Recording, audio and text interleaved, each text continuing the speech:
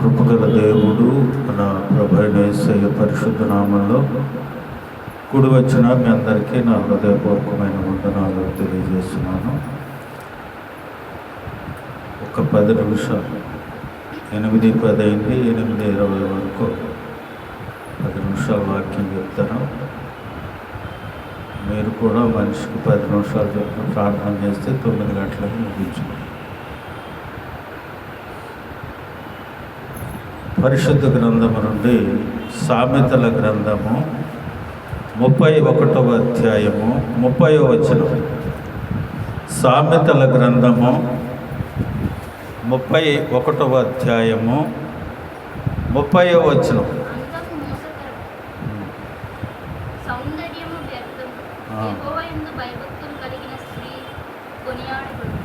యెహోవా యందు భయభక్తులు కలిగిన స్త్రీ కొనియాడబడును. ప్రార్థన చేసుకున్నాను. కృపగల దేవాన్ని కొందనాలు. ఈ రాత్రికాల సమయం మీరు మాకు అనుగ్రహించిన వాక్యాన్ని బట్టి స్తోత్రాలు. ఈ చదవబడిన లేఖన భాగం నీ బిడ్డలకు వివరించే జ్ఞానం నాకు లేదు. నీ సిలువు చాటు నన్ను మరుగుపరిచి నీ మాటలు మాకు వినిపించి మమ్మల్ని బలపరిచి నీ లేఖనానుసారంగా జీవించే కృపించి మహిమ పొందండి. మా ప్రభువైన యేసు నామమున అడుగుతున్నాను తండ్రి, ఆమేన్. ప్రియమైన దేవుని బిడ్డలారా, పరిశుద్ధ గ్రంథంలో స్త్రీకి చాలా ప్రాధాన్యతనిచ్చాడు దేవుడు నరుడు సృజించిన తర్వాత నరుడు ఒంటరిగా ఉండటం దేవునికి ఇష్టం లేక తనకు సాటి అయిన సహాయముగా స్త్రీని నిర్మించి ఇచ్చాడు. అంటే పురుషునికి సాటి అయిన సహాయం ఎవరో? స్త్రీ. పురుషునికి ఎంత బాధ్యత ఉందో స్త్రీకి కూడా కుటుంబంలో అంత బాధ్యత ఉంది. ఈ రాత్రి ఒక 5 స్త్రీలను గురించి చెప్పి నేను దేవుని వాక్యాన్ని ముగిస్తాను. యెహోవా యందు భయభక్తులు కలిగిన స్త్రీ కొనియాడబడుతుందని చెప్పాడు కదా. అలాగే రాజులను నశింపజేసే స్త్రీ, నెనరు గల స్త్రీ, వివేకము లేని స్త్రీ, దయనొందిన స్త్రీ, సుబుద్ధి కలిగిన స్త్రీ. చాలామంది స్త్రీలు పరిశుద్ధ గ్రంథంలో ఉన్నప్పటికీ వీరిని బట్టి మనం ఈ రాత్రి త్వరగా చెప్పేస్తాం, చాలాసేపు పట్టుద్ది. ఏ స్త్రీ కొనియాడబడుతుందట? దేవుని యందు భయభక్తులు కలిగిన స్త్రీ. భయము భక్తి 2 ఉండాలి. భక్తి ఒకటి ఉంటేనే సరిపోదు, భయం ఉండాలి. తను చేసే ప్రతి పనిలో దేవుడు నేను చేసే పని చూస్తున్నాడనే భయం కలిగి నువ్వు చేసే ప్రతి పనిలో దేవుని భయం కనిపించాలి. ఆ భయముతో పాటు భక్తి కూడా ఉండాలి. ఆ స్త్రీయే కొనియాడబడతాడు. దేవుడే చెప్తున్నాడు, నేనేం చెప్పట్లా, నా సొంత మాటలు చెప్పట్లా. దేవుని యందు భయభక్తులు కలిగిన స్త్రీయే కొనియాడబడద్దే. పేరు ప్రఖ్యాతలో లేకపోతే నేను మంచిదాన్ని అనిపించుకున్నంత మాత్రంలో కొనియాడబడలేవు. దేవుని భయభక్తులు కలిగిన స్త్రీ కొనియాడబడద్ది. 2వది చూడండి, సామెతల గ్రంథం 31:3. నీ బలమును స్త్రీలకు ఇయ్యకుము, రాజులను నశింపజేయు స్త్రీతో సహవాసము చేయకు. రాజులను అంటే పరిపాలకులను నశింపజేసే స్త్రీలు ఉంటారట. ఆ స్త్రీలతో నువ్వు సహవాసం చేయొద్దు అని తన తల్లి సొలొమోనుకు చెప్తా ఉంది. ఆ స్త్రీలు నిన్ను నశింపజేస్తారు, నీ పరిపాలన సక్రమంగా దేవుని భయములో కొనసాగనీరాళ్ళు కనుక నువ్వు వారితో సహవాసం చేసే పరిస్థితిలోనూ నువ్వు చేయొద్దయ్యా. కాబట్టి ఒక స్త్రీ ఉంది, అహబు భార్య అయిన యెజబెల్. భర్త నాబాలు యొక్క ద్రాక్ష తోటను ఆశించి అతను ఏమన్నాడని మంచం మీద పడుకొని దిగులుగా ఉంటాడు. యెజబెలు వచ్చి అంటది, ఏమయ్యా నువ్వు ఇశ్రాయేలుకు రాజువు కదా, ఏంటి అంత దిగులుగా ఉన్నావు? ఆ పొలం నీకు ఇప్పిస్తా, నువ్వు లేచి సంతోషంగా ఉండు అని అతన్ని చంపించి ఆ పొలం ఇతనికి ఇప్పిస్తుంది. దేవుడు దైవజుని పంపించి అంటాడు, అబ్బాయి నాబాలు, అహబు, నువ్వు ఎక్కడైతే నాబాలు యొక్క రక్తాన్ని చిందించావో అక్కడే నీ రక్తము కుక్కలు నాకుతాయి అని అంటాడు. చూసావా, రాజుని నశింపజేసి తన భార్య అయిన యెజబెలు ప్రేరణ చేత అహాబు అంత దుష్కార్యానికి పాల్పడతాడు. ప్రియమైన దేవుని బిడ్డలారా, అందుకనే రాజులను నశింపజేసే స్త్రీలు ప్రోత్సహించి, ఎందుకు అతనుకున్నది కొంచెం పొలం, ఈ రాజ్యం అంతా నీ చేతిలో ఉంది, నువ్వు ఎంత చేసుకుంటే ఎక్కడ కావాలంటే నీకు దొరకదో, ఆ పక్కనున్న మన ఇంటి పక్కనున్న ఆ కొంత పొలం ద్రాక్ష తోట నీకు కావాలా, ఎందుకయ్యా మనకి అది అని అనవలసింది. ఆ పొలం నీకు ఇప్పిస్తాను, నువ్వు లేచి మంచుకుని ఆయన చంపేసి ఆ పొలం అప్పగిస్తుంది. ప్రియమైన దేవుని బిడ్డలారా, మూడవది చూడండి, నెనరు గల స్త్రీ. సామెతలు 11:16. త్వరగా తీస్తే త్వరగా ముగిస్తా. నెనరు గల స్త్రీ ఘనత నొందును. నెనరు గల స్త్రీ ఘనత నొందుతంట. 13:18. గద్దింపును లక్ష్య పెట్టువాడు ఘనత నొందును. ఎవరన్నా నిన్ను గద్దించినప్పుడు లక్ష్య పెడితే నీవు ఘనత నొందుతావని, తన యజమానుని మన్నించువాడు ఘనత నొందునని, ఎవని గర్వము వాడిని తగ్గించును, వినయ మనస్కుడు ఘనత నొందునని. ఇలాగున ఎవరు ఘనత నొందుతారో నెనరు గల స్త్రీ ఘనత నొందుద్దట. భయభక్తులు కలిగిన స్త్రీ కొనియాడబడుద్దంట. ప్రియమైన దేవుని బిడ్డలారా, పరిశుద్ధ గ్రంథంలో స్త్రీకి చాలా ప్రాముఖ్యతను దేవుడు అనుగ్రహించాడు. ఒక భక్తుడు అన్నాడు, స్త్రీలు 2 రకాలుగా ఉంటారండి. ఒకటి టెలిస్కోపిక్ టైపు, రెండోది బయోస్కోపిక్ టైపు అన్నాడు. ఇదేంటి టెలిస్కోపిక్ టైపు బయోస్కోపిక్ టైపు ఏంటంటే, ఒక స్త్రీ ఏం చేస్తుందట, చిన్న విషయాన్ని పెద్దదిగా చేసి చూస్తుందట. జరిగింది చిన్న విషయమే, కానీ పెద్దదిగా భూతార్థంలో పెట్టి చూస్తుంది. ఏది అక్కడేదో జరిగిపోతుంది, అక్కడేం జరిగిపోతుంది, ఇదిగో నన్ను చూసే ఉమ్మేసింది, నన్ను చూసే తిడుతుంది అని అనుకుని పెద్దగా చూసుకుంటుందట. ఇంకో స్త్రీ ఏం చేస్తుంది, పెద్దదైన తిట్టినా నా సహోదరే కదా, నా తోటి విశ్వాసే కదా, నా సంఘ సభ్యురాలే కదా, నా ఇంటిలో ఉన్న బిడ్డే కదా అనుకొని ఆ పెద్ద విషయాన్ని చిన్నదిగా చేసి చూస్తాడు. హల్లెలూయా. ఇలాగ 2 రకాలు ఉంటారండి. మొదటి ఆవిడేం చేస్తుంది, దానివల్ల తన కుటుంబాన్ని నాశనం చేసుకుంటుంది. ఎందుకని, చిన్న విషయాన్ని ఇంతగా చేస్తుంది కాబట్టి. రెండవ ఏం చేస్తుంది, జరిగింది పెద్ద విషయమైనా చిన్నగా చూసుకొని, అయ్యో దేవుని సన్నిధిలో ప్రార్థించి, ఒకవేళ ఆ సహోదరి నన్ను ఏమన్నా అందా, పొరపాటు ఏమైనా జరిగిందా, దయతో క్షమించిన ఆయన అని దేవుని సన్నిధిలో ఉండి ప్రార్థిస్తుందట. హల్లెలూయా. కనుక ప్రియమైన దేవుని బిడ్డలారా, దేవుడు ఈ రాత్రికాల సమయం మనతో మాట్లాడుతున్నమాట. చూడండి, సామెతల గ్రంథం 11:22. త్వరగా 11:22. వివేకము లేని స్త్రీ, వివేకము లేని సుందర స్త్రీ ఏంటంట, పంది ముక్కునున్న బంగారపు కమ్మి వంటిదంట. అర్థమవుతుందా మీకు? అర్థమైందా? చక్కగా బాగుంది, చక్కగా సౌందర్యం కలిగిన స్త్రీయే, కానీ దేంతో పోల్చాడు,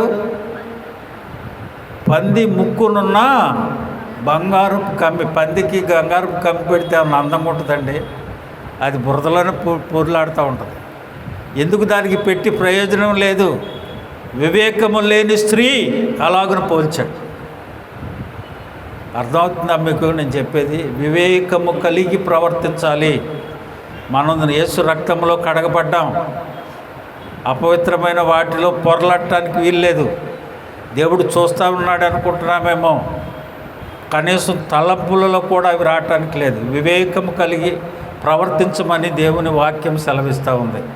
దేవుని కోపాగ్నికి మనం లోనైతే, దేవుని శాపాగ్నికి మనం లోను కాకుండా ఉండాలంటే వివేకము కలిగి ప్రవర్తించాలి. అది చూడండి, ఇర్మియా గ్రంథంలో అంటాడు, 5వ అధ్యాయం 21వ వచనం, కన్నులుండి చూడకయు చెవులుండి వినకయు నున్న వివేకము లేని మూడులారా ఈ మాట వినుడి. ఏమంటున్నాడు? వివేకము లేని మూడులంట.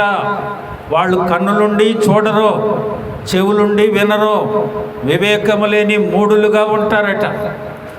వారు ఎలా ఉంటారు? పంది ముక్కునున్న బంగారు కమ్మిని పోలిన వారుగా ఉంటారని ఈ రాత్రి దేవుడు మనతో మాట్లాడుతున్నాడు. చూడండి, 14వ కీర్తన 2వ వచనం, వివేకము కలిగి దేవుని వెదకువారు కలరేమో అని యెహోవా ఆకాశమును చూచి నరులను పరిశీలించుతున్నాడు. దేవుడు ఆకాశం నుండి చూసి నరులను ఏం చేస్తున్నాడట? ఆయన పరిశీలన చేస్తూ ఉన్నాడు. చూడండి, 119, 104, నీ ఉపదేశం వల్ల నాకు వివేచము కలిగాను. దేనివల్ల నీకు వివేచం కలుగుతుందట? వివేకం కలుగుతుందట? ఆయన ఉపదేశం ఎలా దొరుకుతుంది నీకు? దేవుని సన్నిధిలో ఉంటే, దేవుని సన్నిధిలో ప్రార్థిస్తే, ఉదయాన్నే లేచి నువ్వు బైబిల్ చదువుకుంటే దేవుడు నీకు ఉపదేశిస్తాడు. నీ ఉపదేశం నాకు వివేచమును కలిగాను, తప్పు మార్గములన్నీ నాకు అసహ్యములాయను. చూడండి, ఎన్నో విషయాలు పరిశుద్ధ గ్రంథంలో తెలియజేశాడు దేవుడు. వివేకము చాలా ముఖ్యం. వివేకం లేకుండా నీ ఇష్టానుసారంగా నువ్వు ప్రవర్తిస్తూ, మాట్లాడుతూ, ఆలోచన చేస్తూ ఉంటే ఎలాగ పోల్చాడు దేవుడు? పంది ముక్కునున్న బంగారుపై కమ్మి బంగారమే, కానీ ప్రయోజనం ఏముంది? పందికి పెడితే తిరిగి మరలేదు, బుర్రలో పడుతుంది కదా, ఉపయోగం లేని పరిస్థితి వస్తుంది. అలాగన మన విశ్వాసాన్ని కోల్పోకుండా ఉండేటట్టు చూసుకోవాలి. చూడండి, సామెతల గ్రంథం 1వ అధ్యాయము 5వ వచనంలో, జ్ఞానము గలవాడు విని పాండిత్యము వృద్ధి చేసుకొను, వివేకము గలవాడు ఆలకించి నీతి సూత్రములు సంపాదించుకొను. హల్లెలూయా. ఎన్నో విషయాలు పరిశుద్ధ గ్రంథంలో తెలియజేశాడు. వాటన్నిటినీ నేర్చుకొని వివేకం కలిగి దేవుని సన్నిధిలో మనం ఉండి మన కుటుంబాలను మనం కట్టుకోవాలి. కానీ వివేకం లేకుండా ప్రతి విషయంలో భూతార్థంలో చూసుకుంటే పాడైపోయేది ఎవరో, నశించిపోయేది ఎవరో? మనమే. కాబట్టి ప్రియమైన దేవుని బిడ్డలారా, ఈ రాత్రికాల సమయం దేవుడు మనతో మాట్లాడుతున్నాడు. చూడండి, దయనొందిన స్త్రీ, కీర్తనల గ్రంథం 45వ కీర్తన 9వ వచనం, త్వరగా తీయాలి. దయనొందిన స్త్రీ, నీ దయనొందిన స్త్రీలలో రాజకుమార్తెలు ఉన్నారు. రాణి ఓపీరు అపరంజితో అలంకరించుకొని నీ కుడి పార్శ్వమున నిలుచుచున్నది. హల్లెలూయా. దయనొందిన స్త్రీ, ఎస్తేర్ను మనం చూసాం.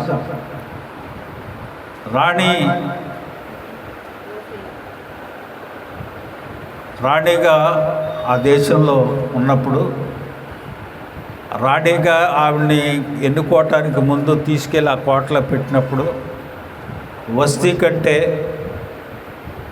మంచి ఉన్నతమైన దాన్ని నేను రాణిగా చేసుకోవాలి, వస్తీ నన్ను లెక్క చేయట్లేదు అనుకున్నప్పుడు, రాజు సముఖానికి అందరిని తీసుకొచ్చి అలా నిలబెట్టినప్పుడు, ఆయన ఎవరిని చూసి ఆ తినంగా ఆ చెయ్యి అలా పెడతాడో ఆ స్త్రీ రాజు యొక్క దయ పొంది, ఆయన అందరిని అలా చూసి ఎస్తేరు దగ్గరికి వచ్చేటప్పటికే అలాగ ఆపుతాడు. ఎవరు దయనొందారు? ఎస్తేరు దయనొందారు. ఎందుకు దయనొందింది? దేవుని భయములో ఉంది. తన వారిని రక్షించుకోవటానికి తను తెగించి రాజు సన్నిధికి వచ్చిందే కాకుండా తను ఉపవాసం ఉండి 3 దినాలు ప్రార్థించి తన తండ్రికి కూడా కబురు పంపించి 3 దినాలు ఉపవాసం ఉండి ప్రార్థించింది కనుక దేవుని దయను పొందుకోగలిగింది. హల్లెలూయా. ప్రియమైన దేవుని బిడ్డలారా, ఒక్కొక్కరు చరిత్ర చెప్పుకుంటే చాలా 2 గంటలు పట్టుద్ది. సింపుల్గా మీకు తేల్చేస్తాం. దయనొందిన స్త్రీ నీ దయనందిన స్త్రీలలో రాజకుమార్తెలు ఉన్నారు. చూడండి,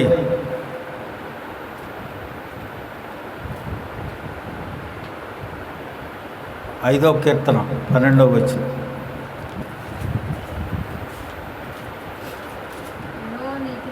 యెహోవా నీతిమంతులను ఆశీర్వదించువాడవు నీవే, కేడుముతో కప్పినట్లు నీ వారిని దయతో కప్పెదవు. కావున నీ నామమును ప్రేమించువారు నిన్ను గూర్చి ఉల్లసించెదరు. హల్లెలూయా. ఆయన ఏం చేస్తాడంట? నీతిమంతులను దయతో కప్పుతాడంట దేవుడు. ప్రియమైన దేవుని బిడ్డలారా, ఆయన దయతో మనల్ని కప్పితే, ఆయన దయ నుండి మన జీవితకాలం అంతయు కొనసాగుతాం. ఆయన దయ లేకపోతే క్షణం కూడా మనం బ్రతకలేము. చివరి స్త్రీని చెప్పి ముగించేస్తాను. చూడండి, అబీగయలు 1 సమూయేలు గ్రంథము 25వ అధ్యాయం 3వ వచనం. ఈ స్త్రీ సుబుద్ధి గలదై రూపవశి అయి ఉండెను. తన భర్త ఎలాంటి వాడో తెలుసా? మూర్ఖుడు, దుర్మార్గుడు, దుష్టుడు. అలాంటి భర్త రాజుగైన దావీదు తనను చంపటానికి బయలుదేరి వస్తున్నాడని తన యొక్క దాసుడు వచ్చి చెప్పినప్పుడు ఆయన ఏమైతే కోరుకున్నాడో వాటికి డబలు సిద్ధపరచుకొని ఆయన ఎదుర్కొనటానికి గాడిదల మీద ఇవన్నీ పెట్టుకొని అక్కడికి వెళ్ళి ఆయన ఎదుర్కొని సాష్టాంగ నమస్కారం చేసి వేడుకుంటుంది, అయ్యా నా భర్త చేసిన దోషము నాదిగా ఎంచి, ఈ దోషం నాదిగా ఎంచు అని ప్రార్థిస్తుంది. అప్పుడు ఆయన అంటాడు, ఈ నీవు సుబుద్ధి కలిగి ప్రవర్తించి నీ యొక్క యజమాని నువ్వు రక్షించుకున్నావు అని అంటాడు. ప్రియమైన దేవుని బిడ్డలారా, సుబుద్ధి కలిగిన స్త్రీ తన కుటుంబాన్ని రక్షించుకోగలుగుతుంది. అలాగనే దయనొందిన స్త్రీ నీతిని అనుసరించి నడుస్తూ దయను తన కుటుంబం మీద ఈ దేవుని యొక్క దయను కప్పుకొని ఉంటుంది. అలాగనే వివేకం లేని సుందర స్త్రీ ఏం చేస్తుంది? పంది ముక్కునున్న బంగారపు కమ్మి వంటిది, ఉపయోగం లేకుండా ఉంటుంది. నెనరు గల స్త్రీ ఏం చేస్తుంది? గద్దెంపును లక్ష్యపెట్టి ఘనతను పొందుతుంది. అలాగనే రాజులను నశింపజేసే స్త్రీ ఏం చేస్తుంది? పరిపాలకులను దారి మళ్ళిస్తుంది. దేవుని యందు భయభక్తులు కలిగిన స్త్రీ ఏం చేస్తుంది? కొనియాడబడింది. ఏ స్త్రీగా నువ్వు ఉన్నావో ఈ రాత్రి పరిశీలన చేసుకొని ప్రభు సన్నిధిలో మొరపెట్టు ప్రార్థించుకుందాం.